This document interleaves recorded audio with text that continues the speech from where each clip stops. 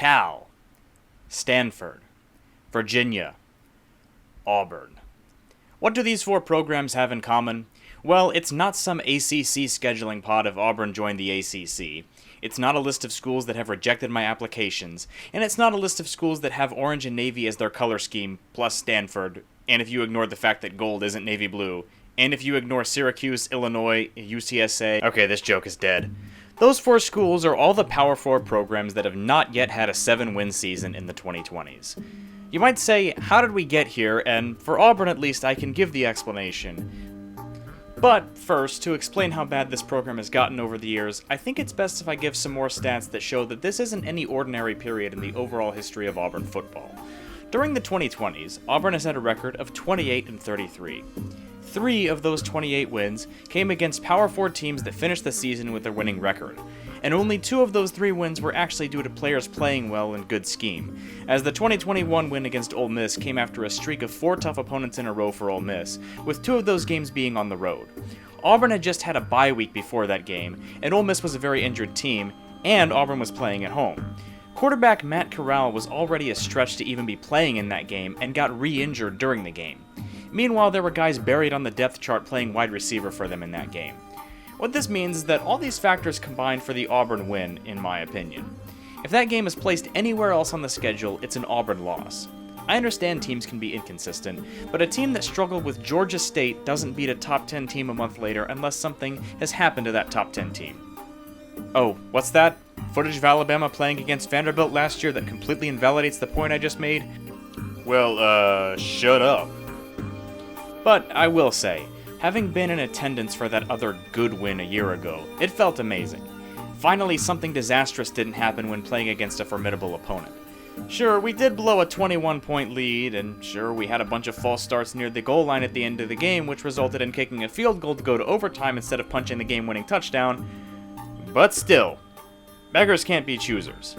I've made the 3-hour trip plenty of times in recent years only to witness a loss firsthand, so when a win against an actual decent team happens, it should be celebrated, especially when it's the only quote-unquote real one in 5 years. No one's asking to beat Georgia every year, or even most years. Well, no one reasonable. Most reasonable people know that when your 2 biggest rivals are the best programs in the sport, or at least up there if they're not exactly the 2 best, that you're going to lose against them a lot of the time. But just seeing all of this losing, and when the wins come, they're usually against FCS teams, the group of 5, or against other bad power opponents. It makes you realize the zombie state this program is in, which is why I'm apprehensive about expecting much from this program in its current state, even when I know that on paper it should be a lot better.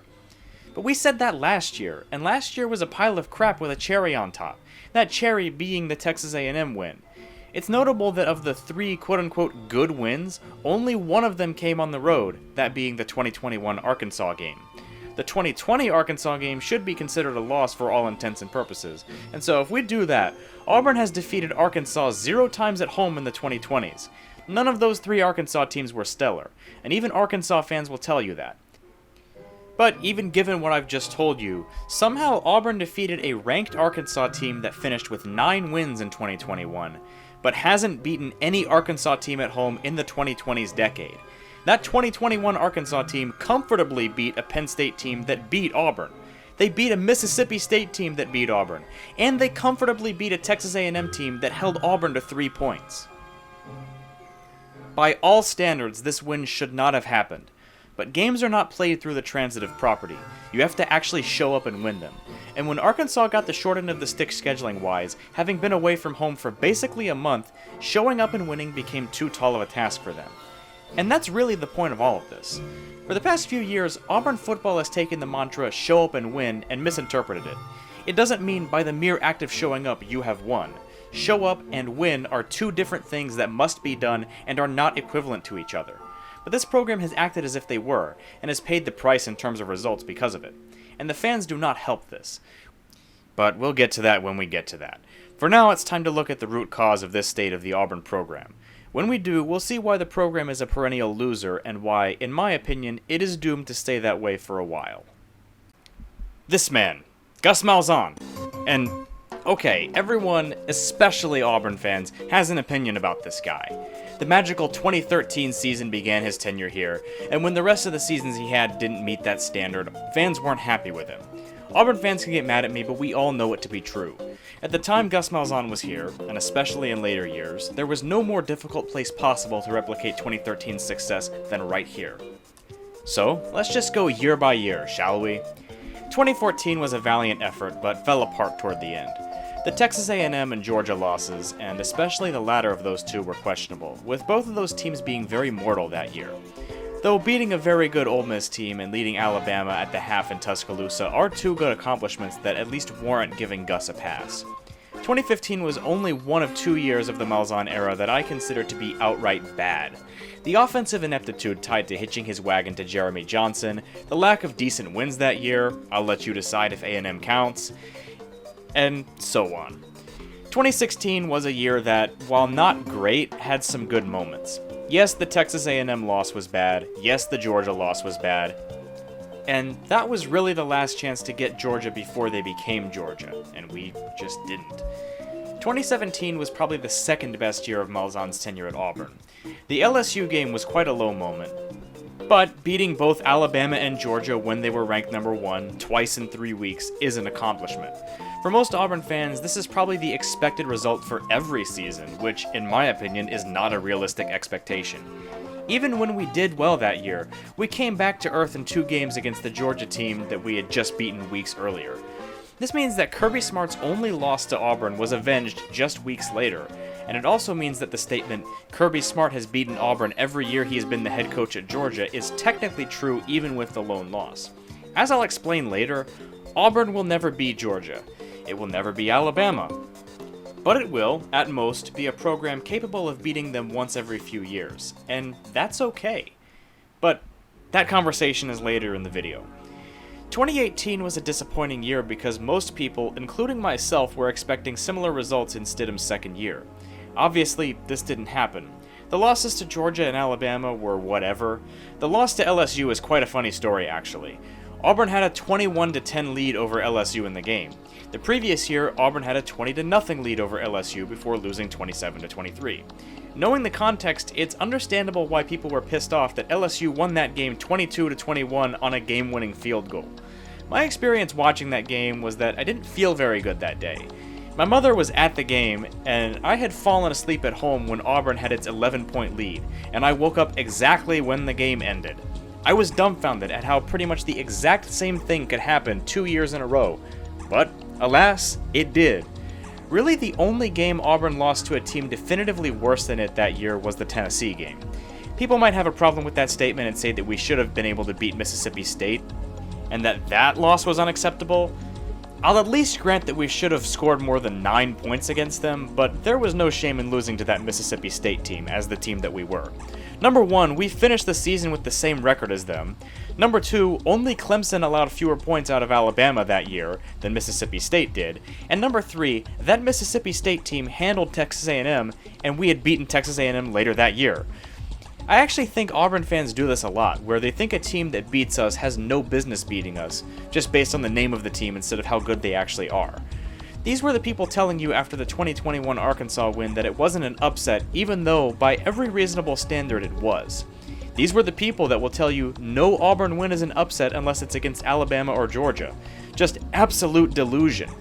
And then we get to 2019, which is a year a lot of Auburn fans regard as a failure, and I, for the life of me, can't understand why. 9-4 with a win over Alabama is just about as good as you can do with a true freshman quarterback. Yeah, the Florida, LSU, and Georgia games were certainly disappointing, I understand that, and I agree. But you're going to have those games in any season. The mythical coach that doesn't lose games he's not supposed to doesn't exist, even for the good coaches, even for the ones regarded as the best in the sport. In fact, the better your program is, it approaches a state where pretty much every game is a game you're not supposed to lose, and every loss is an upset. Auburn was not, is not, and will never be in that state, but that doesn't stop Auburn fans from thinking it is right now. Anyway, 2020. This is the year where Gus Malzahn got fired, and look, I get that it wasn't fun to only score one combined touchdown against Alabama and Georgia, believe me, Watching those games was certainly painful. But the only game we lost that year that we should not have, in the books at least, was the South Carolina game. The only other team South Carolina beat besides Auburn that year was Vanderbilt. That's not acceptable any way you slice it. When it comes to firing a coach, though, perspective matters more than anything. You don't fire a guy when you don't like him. You fire a guy when you don't like him and you can get someone better. Auburn made a mistake by not checking that second box. No one, and I mean no one, will do better at Auburn, as long as Alabama and Georgia stay at the same level they are, than Malzahn did. Averaging 8.5 wins a season and beating Alabama more than anyone else during the greatest dynasty in college football history is quite honestly all you can ask of someone. The most you could honestly expect is to tie that. And even that 8.5 average is deceptive because it doesn't adjust for the 2020 season having fewer games. If you make that adjustment, the average is closer to 9. Apologists for Malzahn's firing will often give the reasoning that performance against Alabama and Georgia wasn't the reason for his firing, it was the losses to teams besides those that justify his firing. Like, yeah, if you play the toughest schedule in the country every year, which Auburn pretty much did during his entire tenure, you're going to have some bad losses. Not because those games are intrinsically tough in a vacuum, but because you're going to be beat up from playing against the tougher teams, even if you escape them. And this isn't even about Alabama and Georgia only. LSU was usually a tough team to beat in that span. Texas A&M was certainly talented, but didn't have coaching figured out in the earlier years of Malzahn's tenure. Ole Miss was pretty good, as was Mississippi State a lot of years. And on top of those games, there was usually a pretty good out-of-conference opponent on the schedule. Auburn's power opponent out of conference each year from 2016 to 2019 either won its conference or was the runner-up in its conference. Even if you end up on the right side of those games, when you come back and play a lesser team, the exhaustion you feel will result in lesser performance in those games. Think about how the opposite happened for a team like Indiana last year. If they scheduled an actual literal cupcake out of conference 3 times, it would have been tougher than the out-of-conference schedule they played in 2024. They didn't play a top 50 team until they played Ohio State, and they got killed in that game. Then, when they played against Notre Dame in the playoff, they also got killed. The score in that game is a lot closer than how it played out if you watched it. So, when you look at the Malzahn tenure, you see a lot of signs that whoever takes this job is going to have a tall task to replicate those results, even if a lot of myopic fans might look at it and see something that's obviously a failure to them. Auburn didn't get Brian Harsin in the 2020 hiring cycle because 2020 was a bad time to hire coaches. That's a cope I often hear from Auburn fans, and it's just not true. A hire like Brian Harsin was inevitable at any point Malzahn could have been fired. We could have kept Malzahn until last year, and if we tried to hire a coach last year, a bad hire would have happened. There's just not that many coaches in the country capable of winning 8 or 9 games a year against the toughest schedule and beating Alabama 3 times in 8 years. Coaches capable of doing that or exceeding that don't grow on trees. Hugh Freeze was a better hire than Brian Harsin, precisely because Hugh Freeze was Ole Miss's version of Gus Malzahn. Actually, the two are good friends in their personal lives. To me, that's telling. Hugh Freeze averaged 7.8 wins a season in his time at Ole Miss, with their 2 best years being a 9-win and a 10-win season, both with wins over Alabama. If you take away the 2013 season for Malzahn, those are his results almost exactly. A mean win total of 8, with a 9-win season and a win over Alabama, and a 10-win season with a win over Alabama. The only reason Auburn fans view that as bad, and Ole Miss fans viewed that as good, was because Ole Miss had much less success prior to Hugh Freeze than Auburn did prior to Gus Malzahn. Hugh Freeze is Gus Malzahn, he's just starting with much less. But to me, that's really not an excuse for where the program is today. He needs to win games in 2025, and I don't have much confidence that he'll do that. To me, at this point, he's damaged goods. Auburn did not realize just how good they had it, and were willing to throw away the maximum success possible for its program, because they didn't realize how much worse it could get. Rule of thumb, it can always get worse. As I've said before, Auburn will never be Alabama or Georgia, and it's unreasonable to expect it to be. It will never be a top 5 talent roster in the country, especially not with recruiting where it is now. It will never be a team that can just throw its helmet on the field and win against a team of any kind of quality. Programs just don't rebuild and become that. There's only so many seats at the table for that type of program. Alabama, Georgia, Oregon, Texas, Ohio State, and Clemson are those programs right now, in my opinion. In the past, you could have put Oklahoma in there, and Clemson has come very close to losing their seat. New teams only get seats at the table when old ones go away from it, typically. Michigan and Notre Dame are currently the teams closest to getting those seats, and Auburn will likely never be one of those programs in the future because it has to compete against a program that's pretty much always at the table. Sometimes Bama goes through periods of being bad, but I'm hesitant to say that one of those periods is near, as much as DeBoer gets clowned on by Auburn fans. I don't really think we're in much of a position to say much when they have a better program than us in almost every way. And the guy people said wouldn't be able to recruit is currently 73 ranks above the guy everyone said would be able to recruit really well here. And to be fair, the first 2 years of Hugh Freeze, he did recruit really well. Even with that, though, he still ranked below Alabama both years, and that should be telling about both programs. Alabama won 9 games last year, and lost the ReliaQuest Bowl, and it's considered a bad year because of that. And Auburn's best year since 2018. It was a year where they did the exact same thing. That's almost poetic to me, in showing how much we've had to endure as a fan base. And that's why I'm having trouble having any expectations for this team in 2025. No one can tell me Hugh Freeze is going to turn this program around. Well, they can tell me that, but I won't believe them. And it's not because I'm hoping for this program's downfall or I'm some secret Alabama fan like some people think. It's because after last year, I'm done expecting anything from this program until it shows me it can do it. All the arguments you can make about why this year will be better could have been used to say why last year was going to be better. And then we missed a freaking bowl game. Last year's team was talented enough to beat Cal, Arkansas, and Vanderbilt, and with some discipline could have beaten Missouri. There's no reason you shouldn't have been able to win at least one of those games. And that's without mentioning the Oklahoma loss where Auburn did everything possible to give that game to them on a silver platter. Auburn lost 7 games last year, and outgained its opponent in 3 of those losses. All this program knows how to do anymore, even when it has all the potential in the world, is disappoint its fans. I don't expect a good year in 2025, and frankly, neither should you. If Auburn ends up having a good year, then okay, I was wrong. But what I'm not about to do is sit up here and look at 5 years in a row where Auburn fans said we'd be better and we ended up sucking, and suddenly believe that this is the year where that changes. You'd have to be a fool to do that. You can point to any reasoning possible and have decent evidence that Hugh Freeze and Auburn could turn things around, but at the end of the day, you know the one thing you can count on Auburn to do is disappoint. Choke in big moments. Do anything but be disciplined. This is a culture problem that I don't think can be fixed. It's more than just a team culture problem. If that were the case, you'd be able to hire a new coach and solve it quite easily. This is a program and fan culture problem that has finally come back to bite us after the years we didn't appreciate Gus Malzahn. I dare say this is what we deserve after the way we as a fan base treated him. That guy, yeah, he consistently won games and beat Alabama more than anyone, and more than he had any right to given the roster that he had, and we stabbed him in the back. The losing we saw last year and are likely to see this year is the result of a bigger issue than talent or coaching. We have a bunch of players and coaches that are allergic to winning. They don't know how to.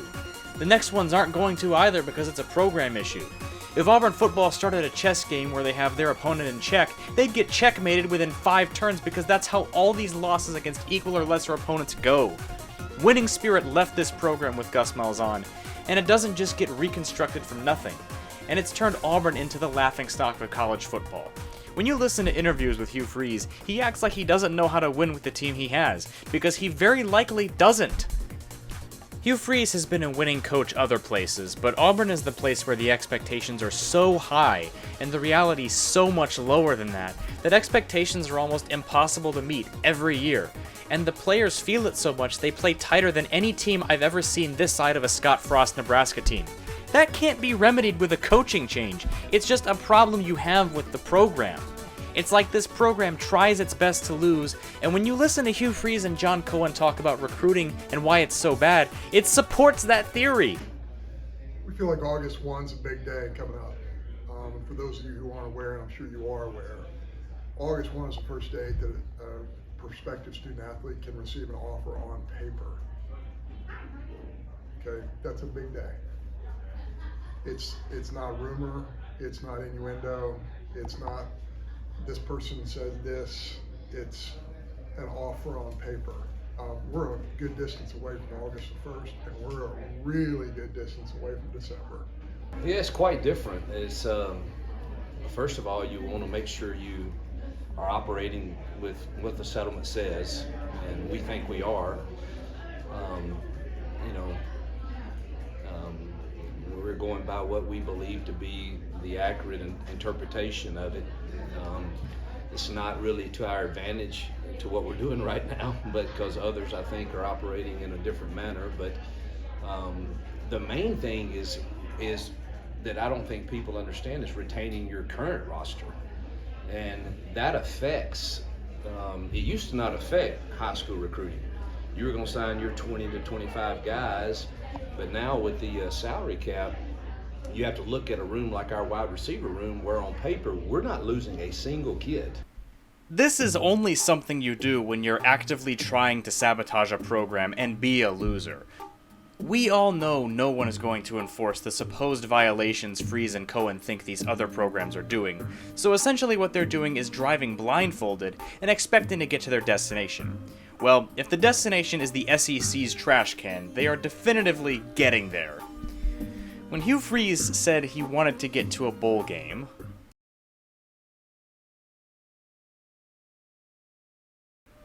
he got clowned a lot. I didn't really join in because, in my opinion, I think that is an entirely fair goal to have when your program has become terrible and you haven't gone to 1 in 2 of the last 4 years. Fans can be bothered about it, and they are, but I don't honestly think Hugh Freeze thinks 6 wins is sufficient to be happy with this year. But I don't know how you can look at the last 5 years and expect anything more. You might want more than that, but expecting it to happen is a different thing entirely. Thanks for watching. If you like this video, leave a like and a subscription, and stay tuned to this channel for more college football videos. Season previews are coming soon, with more production value in my opinion than last year's season previews. Take care, and have a good one.